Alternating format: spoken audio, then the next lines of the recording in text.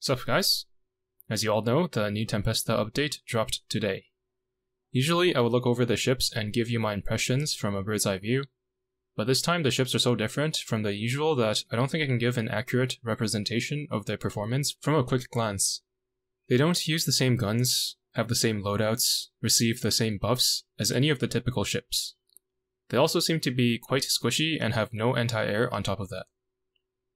From what I can tell, the only one which may have some potential is the main fleet one, Sal Martino, and I hope I didn't butcher her name right there. She's almost certainly not going to be UR level though, and battleships have the highest amount of UR options. I'll probably try to raise them relatively quickly, and if they impress me, I'll be sure to let you know, but otherwise just use them if you like them. As for the equipment, this gun here is kind of like the light cruiser gun version of the old pirate gun from the Royal Fortune event, so it's a bit slower with higher upfront damage, but its DPS is lower. Therefore, you should probably only be using it as the secondary gun for Sal Martino. You get 4 of these just from event rewards, so there's no need to farm extra copies from T6, unless you want to run all of the Tempesta ships together. As for the arcane gun here, you'll need to get it in order to use Sal Martino, so do pick it up if you want to use her. Now, the real star of the event is this new Meowfficer here, Drake. She's quite easy to obtain, at just 3000 points from the event shop. If you don't know much about Meowfficers, then all you need to know is that to get a cat with talents as good as the ones that this one comes with, you'll probably have to spend hundreds of thousands of coins, because normally talents are random, but Drake's come fixed. Comparing her talents to a regular Meowfficer's, she comes with Flame, Destiny, and a total of 39 firepower for battleships. From regular talents, Battleship Artillery and Battleship Commander talents only give a combined 32 firepower for battleships. The only thing that it's missing is Soulful Warrior, over which it does have a useless evasion talent.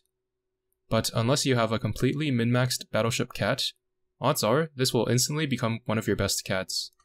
The fact that it has Flame and Destiny is also good for hull classes that normally get neglected by hull-specific buffs for one reason or another. For example, light carriers and aviation battleships. And it's also a very strong combo for battleship and carrier mixed fleets, like the ones you generally see in chapters 14 and 15.